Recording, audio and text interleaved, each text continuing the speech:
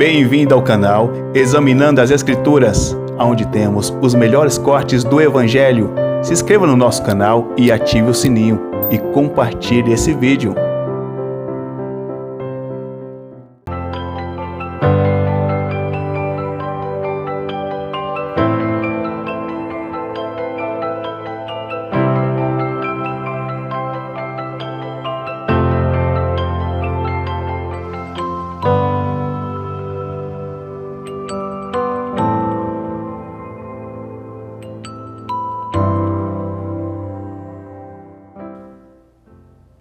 Paz seja convosco.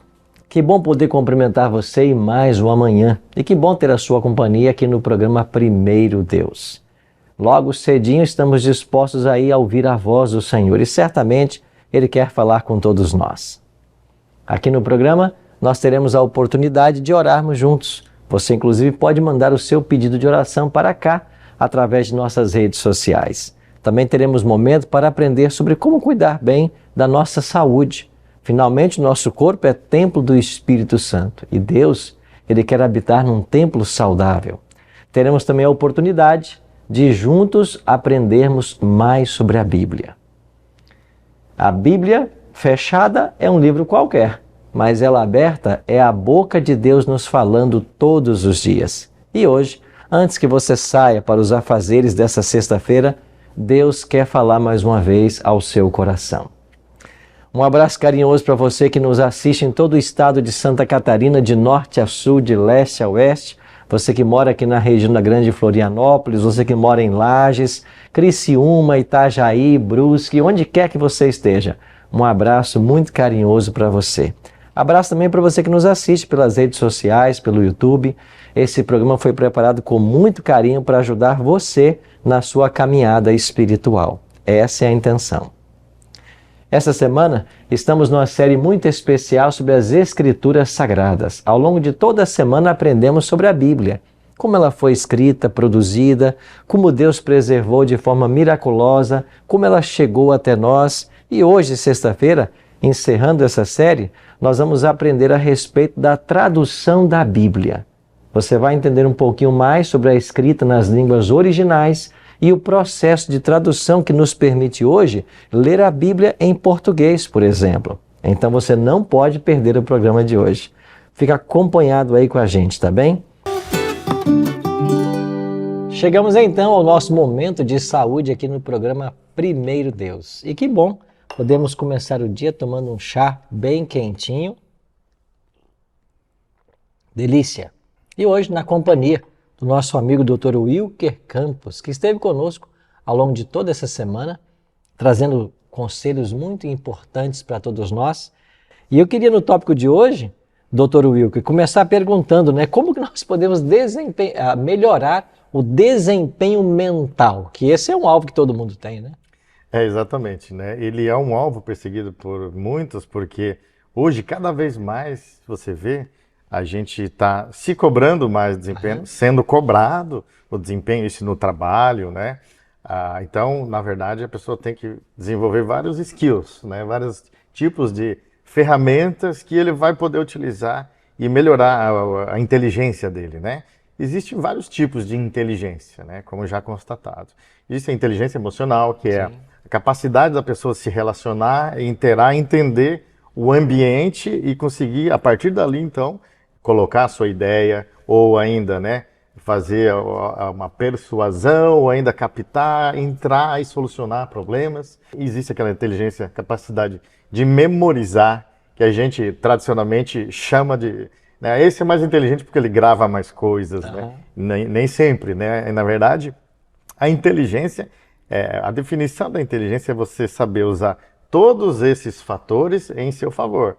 Você tem que se expor ao máximo, ao universo de conhecimento e desenvolver essas habilidades e você saber usar ao seu favor, é igual as dracmas, que Deus deu para cada um, são os dons que Deus dá para cada um e você tem que desenvolver, você tem que multiplicar isso. Esse é um desafio para cada um, Bom, passamos aí por um período da história mundial que jamais imaginávamos viver, que foi a Covid-19. Como que essa Covid afetou a saúde e a mente das pessoas? Então, pastor, essa é uma história recente e a gente, nos consultórios, começou a observar que os pacientes estavam tendo dificuldade em executar as suas tarefas do dia a dia. Então, vamos dizer, pastor ou palestrantes que esquecem fácil o texto, quem trabalha com contabilidade não estava mais com aquela agilidade, habilidade de mexer com números, com tabela Excel, né? Então, assim, impactou nas funções executivas, né? Na memória, porque o COVID, ele também, quando chega no sistema nervoso central, ele provoca uma inflamação, mesmo que leve, mesmo que pegou leve. Então, você que teve COVID pode estar, às vezes, se perguntando, eu fiquei um pouco mais devagar, eu fiquei um pouco mais lerdo, eu não consigo executar ou ter aquela habilidade que eu tinha como antes do COVID. Então, isso foi uma herança ruim que ficamos depois do Covid, nessa dificuldade de funções executivas, cognitivas.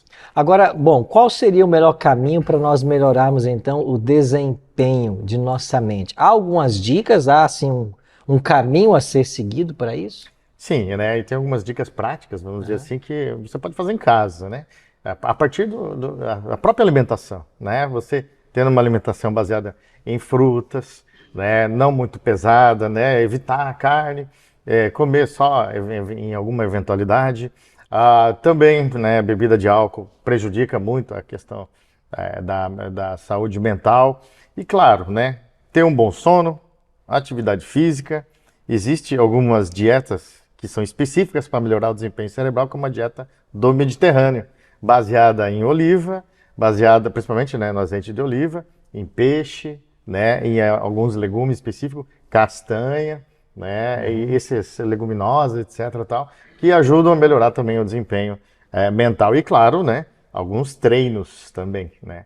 Como foi falado, né, você desenvolver uma habilidade que você não nasceu para ela, ajuda a desenvolver os dois cérebros. Então, a parte da criatividade é uma das principais inteligências que é requisitada no mercado, a criatividade. Certo. E isso é conseguido quando, em algum momento, você fez uma atividade musical, uma atividade artística, e isso acaba impulsionando você nas outras inteligências também. É a combustão do restante da inteligência, é a criatividade. Agora, nós hoje vemos um tempo onde muitas pessoas se automedicam, né?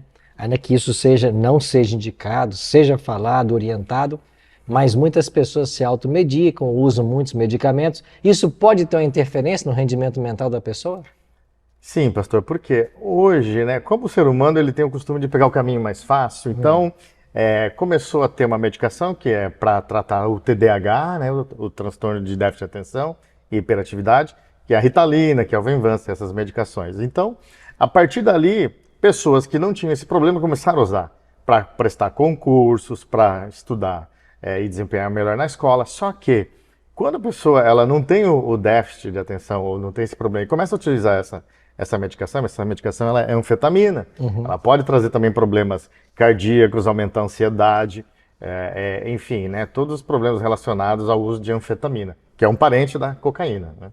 Ou seja, né, um estimulante, né, que deve ser rejeitado, cortado.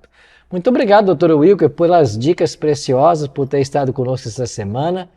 Se você perdeu alguns dessas entrevistas com o doutor Wilker, basta voltar no nosso canal aqui no YouTube, que vai aparecer para você, e você vai ter acesso a todas as entrevistas que tivemos ao longo da semana. Ele que é o presidente da Sociedade Brasileira de Neurocirurgia. E essa semana veio aqui para esse bate-papo nesse delicioso café da manhã. Vamos agora então cuidar do espírito? Agora é com você, pastor Paulo. Muito obrigado, pastor Ailton. Mais uma manhã juntos, não é?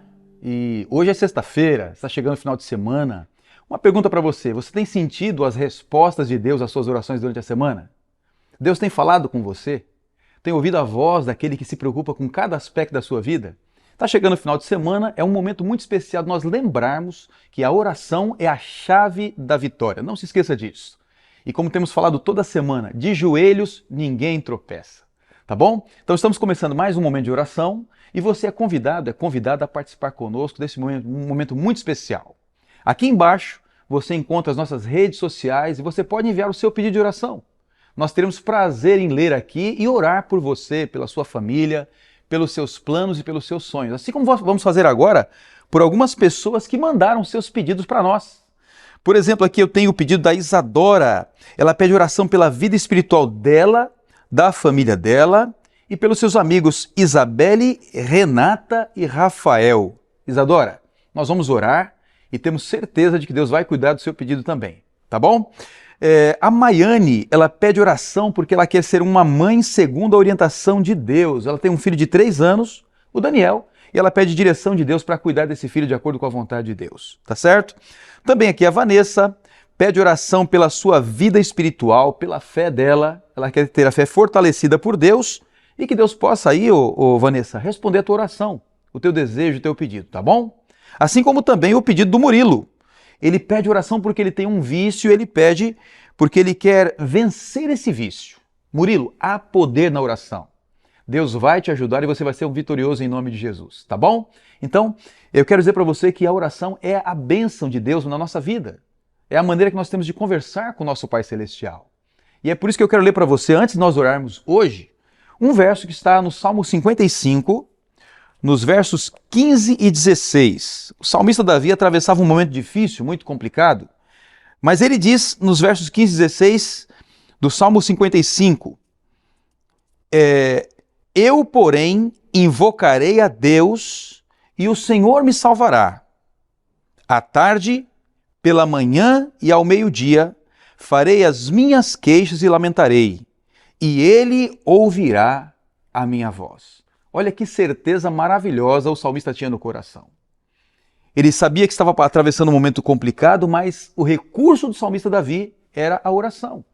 E ele diz, olha, eu vou orar de manhã, de tarde e de noite, e o Senhor vai ouvir a minha oração. Que você tenha no seu coração essa certeza, Deus vai ouvir a sua oração. Deus vai responder o teu pedido. Ele vai dar a bênção que você precisa, porque há uma promessa na palavra de Deus de resposta daquele que busca a palavra de Deus com fé. Então eu quero convidar você neste momento a fazer uma oração. Eu não sei onde você está agora, pode ser que você esteja ainda deitado na sua cama, é bem cedo ainda. Talvez você esteja se encaminhando para o trabalho, se preparando para a faculdade. Mas eu quero convidar você a gastar um minutinho agora em oração.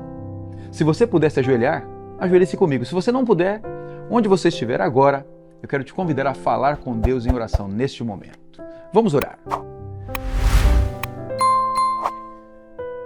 Santo Deus e eterno Pai, mais uma vez estamos em Tua presença. Passamos uma semana inteira, meu Deus, todos os dias de manhã em oração. E nós queremos agora, ao findarmos essa semana, buscar ao Senhor também logo nesse primeiro momento. Pedimos, ó Pai, que nesse instante a Tua mão maravilhosa esteja sobre cada um dos Teus filhos.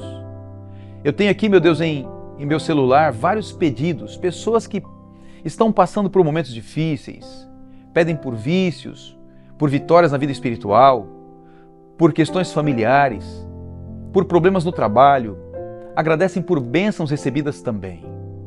Nós queremos neste momento, mais uma vez, suplicar que assim como Davi fez no passado, que nós possamos fazer hoje, Pai, fazer da oração esse recurso maravilhoso. Ouve, por favor, a oração dos Teus filhos agora.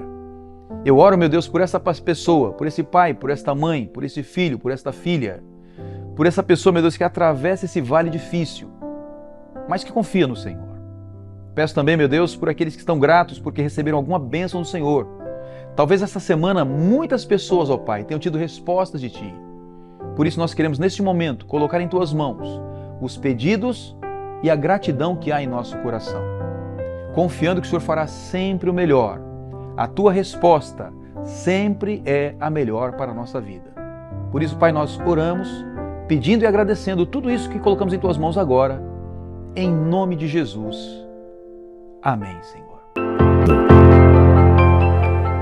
Chegamos então ao momento muito especial do programa Primeiro Deus, quando temos a oportunidade de juntos estudarmos a Bíblia Sagrada. Hoje, sexta-feira, estamos concluindo esta série sobre as Escrituras Sagradas. E que bom, ao longo de toda a semana aprendemos um pouquinho mais sobre esse livro, a sua produção e como ele chegou até nós. Se você por acaso perdeu algum episódio dessa semana, é só voltar no canal aqui no YouTube e você vai aprender um pouquinho mais desse tema tão especial. Queria só relembrar a você, essa semana Estamos vendo aí sobre as Escrituras Sagradas e tratamos 5 tópicos. Na segunda-feira sobre revelação, inspiração e iluminação. Vimos esses 3 conceitos teológicos que se aplicam não só à produção da Bíblia, do texto bíblico, como à sua compreensão nos dias atuais. Vimos também na terça-feira a autoridade das Escrituras. Elas de fato são a palavra de Deus e devem ser a nossa regra de fé e prática. Na quarta-feira estudamos sobre a formação do cânon e nós vimos então como que os livros foram escritos e preservados. Ontem estudamos sobre a interpretação da Bíblia, 10 princípios hermenêuticos para você compreender bem todo o texto que você lê. E hoje, fechando com chave de ouro essa série tão especial, vamos estudar um pouquinho sobre a tradução da Bíblia. Como a Bíblia foi traduzida? Em quais línguas originais ela foi escrita? E uma pergunta que nós iremos responder: como ela chegou até nós? Essas perguntas são muito valiosas para nós compreendermos que esse é o livro de Deus, um livro sobrenatural, um livro especial, através do qual Deus fala com a humanidade. Nós acreditamos que viemos do Jardim do Éden e não do Jardim do Zoológico. Nós acreditamos que esse livro é o manual de Deus para o ser humano. E todos aqueles que pautam sua vida por esses ensinos serão pessoas bem abençoadas, serão pessoas felizes e mais que isso, nós poderemos alcançar pela graça de Jesus a vida eterna. Pois hoje vamos avançar nesse tema de como a Bíblia chegou até nós, como foi traduzida, mas antes eu quero convidar você para nós orarmos, como é o nosso hábito aqui. Se você tiver condições, feche seus olhos e ora comigo. Nosso Pai querido, muito obrigado por estarmos reunidos tão cedinho nesta sexta-feira, com o desejo de aprendermos mais da Tua Palavra. Ela se encontra aberta em nossas mãos. Nós acreditamos que todas as vezes que abrimos esse livro, é a Tua boca nos falando. E por isso nós te agradecemos. Fala, Senhor, mais uma vez ao nosso coração, que nós possamos entender o Teu recado, as Tuas orientações, porque elas têm a finalidade de nos conduzir à vida eterna. Abençoe cada amigo, cada amiga que ora comigo agora. E fica conosco no estudo da Tua Palavra. Oramos em nome de Jesus. Amém. Obrigado você que separou esse tempinho para estar com a gente. O tema de hoje é um tema muito especial. Vamos aprender sobre a tradução da Bíblia. E eu já quero convidar você a pegar também a sua Bíblia e se juntar a nós. E você vai perceber que talvez você tenha em casa uma versão que não é a versão que eu uso. Eu uso aqui a versão ARA, Almeida Revista e Atualizada. Eu não sei qual é a versão que você usa, mas por que existem versões diferentes da Bíblia? Isso faz parte do processo de tradução, assunto que nós vamos entender um pouquinho mais hoje. Por isso quero acompanhar você a pensar comigo um pouquinho a respeito desse tema. Originalmente, os livros da Bíblia que nós temos, os 66 livros que compreendem o cânon, eles não possuíam nem capítulos e nem versículos. Esses livros não possuíam qualquer divisão. E isso dificultava um pouco as pessoas a encontrar uma passagem que elas haviam lido, caso desejassem voltar a essas passagens. Você vai se lembrar que vários dos livros da Bíblia são cartas, por exemplo. O apóstolo Paulo escreveu cartas à igreja em Roma, aos cristãos em Roma. Essa carta se chama o livro aos Romanos. Paulo escreveu também uma carta à igreja aos Gálatas, lá na Galácia. Aí tem o Evangelho, a carta aos Gálatas. Então eram cartas. O próprio Apocalipse foi uma carta que João escreveu e enviou às 7 igrejas que existiam na Ásia Menor. Éfeso, Esmirna, Pérgamo, Tiatira, Sardes, Filadélfia e Laodiceia. Eram igrejas que estavam nessas cidades e receberam essas cartas. Você, quando escreve uma carta, o texto é cursivo. Você não coloca numeração, não é verdade? Pois alguém teve a ideia de facilitar o estudo da Bíblia, criando então o que nós chamamos capítulos ou versículos. Como foi esse processo? Vamos começar então com a divisão da Bíblia em capítulos. Isso aconteceu, essa divisão atual que nós usamos na Bíblia, aconteceu no século XIII. E ela foi feita por Stephen Langton, que era cardeal, arcebispo de Canterbury e foi por um tempo professor da Universidade de Paris.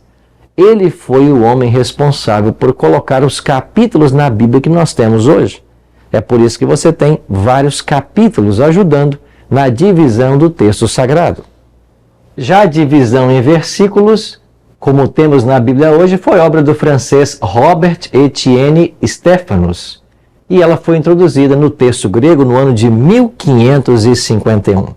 Então, foi na Idade Média que a Bíblia passou a ter capítulos e versículos, o que nos ajuda e muito a encontrar as passagens que nós desejamos.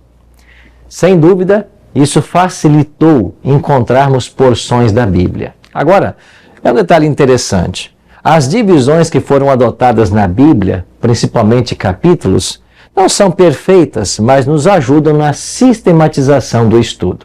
E por que dizemos que não são perfeitas? Porque você, ao ler o texto bíblico, você percebe que às vezes um verso vai para um próximo capítulo e ele ainda faz parte do contexto anterior. Bom, isso acontece, por exemplo, em Isaías capítulo 53, mas nada que afete o conteúdo da Bíblia. E isso são poucos casos que acontecem, mas isso nos ajudou na sistematização da palavra de Deus. Um outro ponto sobre esse assunto nós devemos agora responder é como que a Bíblia foi traduzida. Nós já estudamos aqui que originalmente ela foi produzida em 3 línguas. Quase todo o Antigo Testamento em hebraico, porções do Antigo Testamento, expressões em Gênesis, em Esther, parte dos capítulos de Daniel, escrito em aramaico, e todo o Novo Testamento escrito em grego. Vimos também que naquele tempo tínhamos o grego clássico, que era o grego falado pelos filósofos, pelos eruditos, e tínhamos o grego koiné, que era a linguagem comum do povo. E a palavra koiné quer dizer justamente isso, comum, era a língua que o povo falava. Todo o Novo Testamento foi escrito na língua do povo. É claro que a gente percebe nessa tradução da Bíblia, ou na escrita dela melhor, a vontade de Deus para que as pessoas tivessem acesso às verdades que ele desejava transmitir. Essas verdades são chamadas de os oráculos. Esta verdade foi confiada ao povo hebreu, à nação de Israel, para que eles pudessem transmitir ao mundo os princípios eternos de Jeová. É por isso que você encontra no Antigo Testamento a aliança de Deus com o povo de Israel. Israel recebeu então o texto sagrado para que eles dividissem com as outras nações. E é claro, quanto mais línguas pudessem compreender a verdade de Deus, mais seria o alcance da mensagem divina. Então, a Bíblia precisou ser traduzida. Eu dei um exemplo para vocês, aqui da língua hebraica, por exemplo, de Gênesis 1, verso 1, onde está escrito, No princípio criou Deus, céus e a terra, em Bereshit barahá Elohim, no princípio criou Deus. Esta era a língua. O hebraico é a língua do Antigo Testamento. A gente lê da direita para a esquerda e eles possuíam originalmente 22 consoantes. Não existiam vogais. Com o passar do tempo, os massoretas, um grupo também de estudiosos, eles colocaram algumas vogais no texto sagrado para ajudar na pronúncia das palavras. Isso é interessante porque a palavra Deus, por exemplo, o nome de Deus, a quem nós chamamos de o tetragrama sagrado, não possui originalmente nenhuma vogal. São 4 consoantes. E como o povo judeu tinha muita reverência para com o nome de Deus, quando eles estavam lendo as escrituras hebraicas e chegavam no tetragrama sagrado, nas 4 letras que referem-se ao nome de Deus, eles não pronunciavam o som das 4 letras, mas eles diziam sempre Adonai, que quer dizer meu Senhor. Como essas 4 consoantes não se pronunciavam frequentemente, porque se usava o termo Adonai, então a correta sonoridade dessas 4 consoantes nós não sabemos ao certo. Falamos hoje Jeová, Javé, Yahweh, mas a gente não sabe de fato a correta pronúncia do nome de Deus. Felizmente, a Bíblia apresenta Deus com vários nomes. Deus não tem apenas um nome, ele é chamado de Jeová, é chamado de Elohim, El-Roi, El-Sul, El-Cancan, Adonai. E por que existem tantos nomes para Deus na Bíblia? É porque na cultura hebraica, o nome falava um pouco da personalidade da pessoa, da essência da pessoa. E, logicamente, Deus não poderia ser definido num único nome. É por isso que existem vários nomes para Deus na Bíblia. Em cada um deles, ele apresenta uma faceta do seu amor, dos seus atributos e, sobretudo, do seu cuidado para com o seu povo. E se nós tivéssemos que dizer que há um nome especial que devemos usar para Deus, certamente deveríamos usar aquele que mais aparece. E o nome mais comum para Deus no Antigo Testamento é o nome Elohim, que é usado cerca de 2.500 vezes. Não é interessante isso? Pois bem, todo o Antigo Testamento foi escrito na língua hebraica com porções em aramaico. Já quando vamos para o Novo Testamento, na língua grega, nós temos então aí o texto original no grego koiné, como eu acabei de falar há pouco. Aqui está um exemplo, de um texto em grego. Aí está João 1, verso 1, no princípio era o verbo estava com Deus e o verbo era Deus. Então aqui está o texto grego para você então poder acompanhar e ter uma noção um pouquinho dessas línguas. Pois bem, nem toda pessoa conseguia ler o hebraico, o aramaico, o grego. Várias nacionalidades falavam outras línguas e então havia necessidade de que esses textos originais fossem traduzidos para outros idiomas, para que a palavra de Deus alcançasse mais e mais pessoas. Esse trabalho de tradução é um trabalho muito antigo. E se nós buscarmos, então, lá no passado, já vamos encontrar as primeiras traduções da Bíblia. Essas traduções, elas são imperfeitas. Por quê? Porque qualquer tradução nunca é perfeita. Porque nem sempre as palavras disponíveis na outra língua transmitem exatamente a mesma ideia que o texto bíblico quer apresentar. Você entendeu o argumento?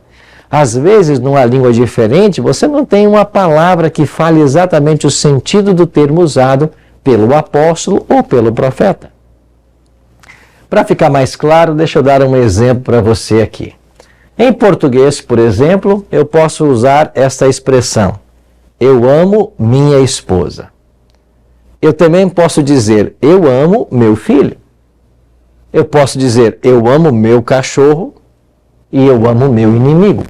Jesus disse que nós devemos amar até os inimigos, Mas você percebe que o amor que eu tenho para com a minha esposa, ele é diferente do amor que eu tenho para com o filho? Porque o amor para com a minha esposa envolve até mesmo as questões sexuais. O amor para com o filho envolve a questão filial, a paternidade. O amor para com a criatura de Deus, como o cachorro, é um outro tipo de amor diferente. Como é diferente amar os inimigos. Mas você percebe que a gente usa a mesma palavra, amor. Só que quando nós vamos para a língua grega, você descobre que há várias expressões gregas para amor, como, por exemplo, a expressão agapau. Essa expressão, daí vem ágape, o agape, é considerar com reverência, admiração por algum bem, amar de modo mais elevado. Na língua grega clássica, esse termo era usado para saudar alguém de forma afetuosa também. Então é um tipo de amor. Mas há uma outra palavra grega que é usada para amor, que é a palavra filéu. Esta palavra já tem a seguinte conotação: olhar para alguém com afetuosa consideração, ter afeição, amizade, gostar de. Isto é filéu. No Novo Testamento, filéu é usado para expressar o amor de pai e mãe para com um filho e uma filha. Daí vem a expressão amor filial, de filéu também. Mas a língua grega tem ainda uma terceira palavra para amor, que é a palavra estergo. Este é um verbo relacionado com a afeição familiar. Seria traduzida com propriedade para o português como amor, mas também ternura, e até a ideia de suportar. Já temos ainda a palavra eros, que era usada principalmente para o amor entre os sexos, o amor entre casais. Então, tanto em grego como nos seus derivados, em português, por exemplo, temos a palavra erotismo, erótico, vem da palavra eros. Então você percebe que o amor entre o marido e a sua esposa é diferente do amor de pai para com o filho, ou mesmo do amor que nós temos a um pet. Mas toda essa riqueza da língua grega foi apenas traduzida em todos os textos da Bíblia por amor. Então, é isso que a gente está afirmando quando as traduções elas não são perfeitas. Porque muitas vezes na língua para a qual está sendo traduzida o texto original, não há uma palavra com toda a riqueza da língua original. Bom, mesmo não sendo perfeitas essas traduções, elas nos ajudam e, na sua grande maioria, elas beneficiam a compreensão do que Deus está dizendo exatamente. Mas para que uma tradução seja boa, ela precisa obedecer a alguns critérios. E eu queria mencionar para você agora pelo menos 4 critérios. Primeiro deles, a qualidade do texto que se baseia. Por que a qualidade do texto que se baseia? Porque hoje nós não temos mais os autógrafos. Lembra que eu expliquei aqui o que é um autógrafo esta semana? Autógrafo é a própria carta que Paulo escreveu. O próprio pergaminho que Moisés escreveu nele. Isso é um autógrafo. Nós não temos mais. O que nós temos hoje são cópias de cópias de cópias. E nos tempos da Bíblia, fazer cópia de textos era até uma profissão. Eram os copistas. Nós não tínhamos lá a capacidade de reproduzir um manuscrito ou um papiro, não havia lá uma máquina de fotocopiar, mas havia os copistas. E esses copiavam vários documentos, reproduziam mesmo documentos. Era o trabalho deles. Então, esses autógrafos escritos pelos apóstolos e profetas foram copiados. Várias cópias foram feitas, e é claro que o Espírito Santo, que é o verdadeiro autor da Bíblia, ele atuou não apenas na mente do profeta para que ele escrevesse a revelação, mas ele também atuou na preservação do texto sagrado. Então, os manuscritos, que eram as cópias de cópias de cópias, foram sendo preservados. E é por isso que nós temos hoje várias famílias de manuscritos. Então, existem algumas famílias que são mais bem vistas ou mais importantes do que outras. Então, quando eu pego uma Bíblia e ela tem a sua tradução de uma família de manuscritos mais confiável, o texto será mais ao ponto. Então, essa é a primeira regra. Qual é o segundo critério? É a fidelidade a esse texto, ao texto bíblico. Eu não posso traduzir uma palavra que não seja correta de acordo com o original. Tem que haver fidelidade ao que o texto original, quer seja no hebraico, no grego ou no aramaico, está dizendo. Uma outra regra é um bom conhecimento gramatical das línguas. Se você não tem um bom conhecimento gramatical, isso complicaria qualquer tradução da Bíblia. Vou dar apenas um exemplo para você. Ao falarmos, por exemplo, sobre a questão da bebida alcoólica, se você não conhece um pouquinho dos textos originais, você vai ler em português a palavra vinho e vai achar que em algum momento a Bíblia está liberando o vinho para que as pessoas bebam, desde que bebam com moderação. Mas quando vamos para as línguas originais e percebemos ali como as palavras são usadas, você percebe que existem palavras distintas para o puro suco da uva, para esse puro suco da uva que agora é fermentado, que torna-se alcoólico. Então, é o conhecimento dessas palavras e línguas originais que nos ajudam a entender corretamente o que a Bíblia está dizendo. E eu não sei se é surpresa para você, mas a Bíblia condena, sim, o uso de qualquer tipo de bebida alcoólica. Lendo na língua portuguesa, talvez você tenha alguma dúvida, mas se você vai aos originais, ao texto em grego ou hebraico, você percebe claramente que Deus não quer que seus filhos façam uso da bebida alcoólica, porque esta prejudica o nosso corpo, que é o templo do Espírito Santo. Então, o conhecimento, um pouquinho das línguas e das suas regras gramaticais, podem nos ajudar a não pensarmos diferente daquilo que Deus revelou em sua palavra. É por isso que nós, principalmente os líderes religiosos que estudamos um pouquinho do grego, hebraico, temos uma grande e sagrada responsabilidade em trazer sempre para você aquilo que Deus está dizendo e não lermos a Bíblia com preconceitos. Porque o que acontece muito hoje é isso. Você tem pessoas que são até mestres, do ensino bíblico, mas querem ensinar aquilo que ele acha que é correto. E vai para a Bíblia em busca de embasar a sua ideia e não deixa que a Bíblia diga o que ela quer dizer. E, finalmente, um quarto critério para uma boa tradução da Bíblia é a capacidade de redigir com clareza e elegância. Então, aquele que está fazendo a tradução deve conhecer bem a língua para a qual se traduz, para usar todos os recursos da língua para que ela seja elegante, clara e concisa. Um outro ponto ainda sobre a tradução é que nós começamos, ou as traduções começaram há muito tempo. Os Targums, por exemplo, quem sabe são as traduções mais antigas da Bíblia que nós temos conhecimento. Quando o povo judeu deixou de usar a língua hebraica, isso se fez necessário que os líderes espirituais que liam as Escrituras publicamente pudessem agora usarem em aramaico. Então, tais explicações em aramaico do texto hebraico ficaram conhecidos como Targums, e a palavra Targum quer dizer isso, tradução. Você lembra que o povo de Deus foi para a Babilônia e lá ficou cativo 70 anos? Lá eles aprenderam o aramaico, eles esqueceram o hebraico. E esses novos professores de Bíblia da nação judaica tinham que explicar agora as escrituras hebraicas para um povo que falava o aramaico. Então essa primeira tradução foi chamada de Targums. Estamos falando do 6º século, 5º século antes de Cristo. Uma outra tradução antiga é a famosa Septuaginta.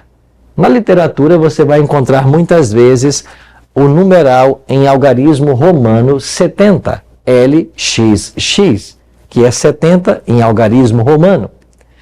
Por que ela é chamada de Septuaginta? Porque, segundo a tradição, ela foi feita, essa tradução, por 70 anciãos judeus, lá na cidade de Alexandria, no Egito. Interessante que esta Septuaginta, essa tradução, ela foi feita durante o reinado de Ptolomeu II Fiadelfo. Estamos falando do ano 285 a.C. O que é a Septuaginta? É a tradução do Antigo Testamento, que foi feita em hebraico, para a língua grega. Você sabe que o Antigo Testamento, como eu disse já aqui essa semana, ele se fechou, ou o cânon do Antigo Testamento fechou-se por volta do 4º século antes de Cristo, sendo Malaquias o último profeta do Antigo Testamento.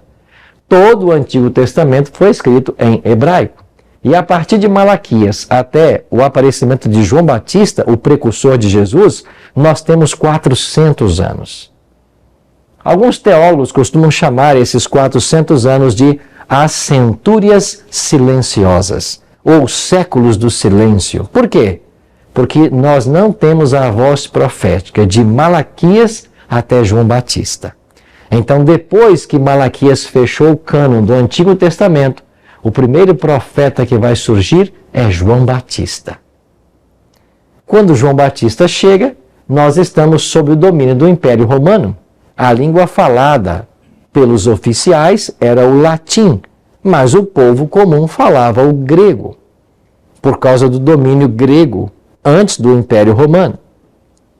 Havia ainda o povo judeu, onde alguns falavam, poucos falavam o aramaico, ou melhor, poucos falavam o hebraico, muitos falavam o aramaico, porque haviam aprendido o aramaico lá em Babilônia, e você tinha então essas pelo menos 4 línguas nos dias de Cristo: o latim, o hebraico, o aramaico e o grego. Cristo, possivelmente, nas suas conversas íntimas e pessoais, falava o aramaico, e quando ensinava ao povo, ensinava em grego, o grego koiné, o mesmo grego do Novo Testamento. Agora, havia necessidade de que esse povo que conhecia a língua grega pudesse receber então o hebraico do Antigo Testamento. E o que muito facilitou foi a chegada dessa tradução, a Septuaginta, que pegou o Antigo Testamento em hebraico e foi traduzido para o grego. Certamente, essa Septuaginta foi a escritura que Jesus conheceu. Foi a Bíblia que Jesus usava. E o que dizer então das traduções mais modernas da Bíblia? Bom, Vamos começar então com a Vulgata Latina. Agora já estamos falando do 4º século depois de Cristo. A Vulgata Latina é a tradução dos textos originais para a língua latina, a língua que se falava também no Império Romano. E isso certamente facilitou o acesso da palavra de Deus para muitas pessoas que não compreendiam o grego, o hebraico ou o aramaico dos originais. A Vulgata Latina, quem sabe, é a mais famosa dessas traduções. Ela foi feita a pedido do Papa Damaso I. E quem fez a tradução foi São Jerônimo. E o nome dele, Sofrônio Eusébio Hierônimo, conhecido como São Jerônimo. Ele trabalhou cerca de 22 anos para preparar o que nós chamamos dessa Vulgata Latina, a tradução da Bíblia para a língua latina. No ano 1546, no Concílio de Trento, a Igreja Católica Romana decidiu que a Vulgata Latina seria a Bíblia oficial da Igreja Católica. Depois tivemos a tradução para o inglês. A primeira tradução dos originais para o inglês, melhor, da própria Vulgata Latina para o inglês, foi feita então por John Wycliffe, que era um teólogo da Universidade de Oxford, na Inglaterra. E ela foi traduzida, como eu disse, a partir da Vulgata Latina no século XIV. Já no século XV, nós temos então a tradução para o alemão. Mas antes, temos ainda a versão do rei Tiago. Esta data de 1611. Foi uma versão feita por 47 sábios por ordem do próprio rei. Então é uma segunda tradução para a língua inglesa. Para o alemão, o responsável da tradução foi o próprio Martinho Lutero. E ele, quando esteve lá no castelo de Wartburg, isolado, depois das perseguições que ele sofreu nos concílios, ele traduziu o Novo Testamento para o alemão. Isso foi no ano 1522. E tempos depois, em 1532, ele concluiu a tradução do Antigo Testamento para o alemão. Esta obra de Lutero foi tão importante que ajudou até fixar esta língua como sendo a oficial, em que toda a nação passaria a ser usada. No século XV, na Alemanha, você tem então a invenção da imprensa. E você vai se lembrar da história de Gutenberg. E para imprimir a Bíblia, 40 pessoas trabalharam juntas, até que finalmente 41 exemplares ficaram prontos. Estamos falando do ano 1546. Assim, a Bíblia Sagrada é o primeiro livro que sai da imprensa de Gutenberg para levar o conhecimento a milhares de pessoas. Interessante que eu fiz uma pesquisa que daqueles 41 exemplares impressos por Martinho Lutero, nós temos ainda 3 com os textos na íntegra, com toda a Bíblia completa.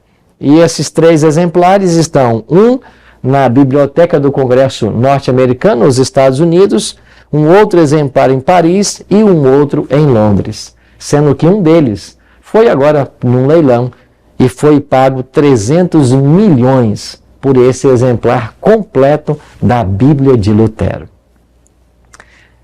Já para a língua portuguesa, nós temos uns detalhes interessantes. Durante o período colonial aqui do Brasil, a Bíblia era proibida de ser circulada.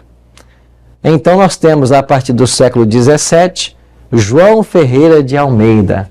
Esse pastor foi o responsável por uma tradução para a língua portuguesa. Interessante que ele terminou o Novo Testamento em 1681, começou a trabalhar o Antigo Testamento, mas ele morreu em 1691. E quem concluiu essa tradução foi o pastor Jacobs Acker. E essa tradução ficou pronta, então, do Antigo Testamento. A própria Bíblia que eu estou usando, e uma das mais comuns que nós temos hoje para a língua portuguesa, é essa tradução, João Ferreira de Almeida. É um texto bom, é um texto que vai bem ao ponto e nos ajuda agora a lermos em português aquilo que Deus revelou em hebraico, aramaico e grego. Não é extraordinário esse trabalho das traduções da Bíblia? E é por isso que nós devemos ter tanto compromisso e tanta alegria em ter esse livro e estudá-lo todos os dias. Como Davi declarou lá no Salmo 119, 105, lâmpada para os meus pés é a tua palavra e luz para os meus caminhos. Isso mesmo. Quando nós temos esse livro, quando nós caminhamos com essas orientações, nós sempre andaremos na luz de Deus. Há um outro texto muito bonito que eu gosto, esse é do profeta Jeremias, capítulo 15, verso 16, onde ele faz uma analogia sobre o interesse pelas Escrituras. E ele diz assim: achadas as tuas palavras, logo as comi, e as tuas palavras me foram gozo e alegria para o coração. Essa expressão, achadas as tuas palavras, logo as comi, elas falam do interesse do profeta em comer esse livro, em estudá-lo com todo interesse, em tentar descobrir todos os mistérios e segredos que Deus aqui apresenta. Pois eu espero que isso aconteça com todos nós, que nós façamos desse livro o objeto de mais profundo interesse e que gastemos tempo conhecendo o que Deus quer nos revelar através desse livro. E eu queria ler para você o último texto de hoje. É um texto do salmista Davi, onde ele diz: guarda no coração as tuas palavras para não pecar contra ti. Você sabe qual é o segredo para não pecar contra Deus? É guardar no coração as palavras dele. E como que eu guardo essa palavra no coração? Eu preciso amar esse livro. Eu preciso tirar tempo todos os dias para estudá-lo. Eu preciso fazer dele o meu encontro diário com Deus, ouvindo todos os dias a voz dele. Essa semana nós estudamos sobre a Bíblia. Agora, semana que vem, a partir de segunda-feira, nós vamos começar a estudar o Cristo que a Bíblia revela. Você está lembrado que nós estudamos aqui sobre revelação e que Deus se revela através da natureza, através das impressões do Espírito em nossa mente, através das Escrituras, como vimos essa semana, mas a perfeita revelação do Pai acontece na pessoa de Jesus. E é por isso que eu quero convidar você para a semana que vem nós começarmos a estudar encontros que Jesus teve com várias pessoas durante o seu ministério terrestre. E nós vamos estudar juntos sobre 10 encontros. Você não pode perder a próxima série do programa Primeiro Deus. E eu queria orar para que a nossa decisão seja permanente de fazer desse livro o livro de cabeceira, o livro do nosso coração. Vamos orar? Pai querido, muito obrigado por esse livro sagrado que nós temos em mãos. Queremos estudá-lo todos os dias. Queremos que através do mesmo o Senhor fale ao nosso coração. E, sobretudo, queremos guardar em nosso coração as tuas palavras, como disse Davi, para não pecarmos contra o Senhor. Nos prepara, Pai, para a tua breve volta. Cuide de nós nesse dia. É a nossa oração. Em nome de Jesus. Amém.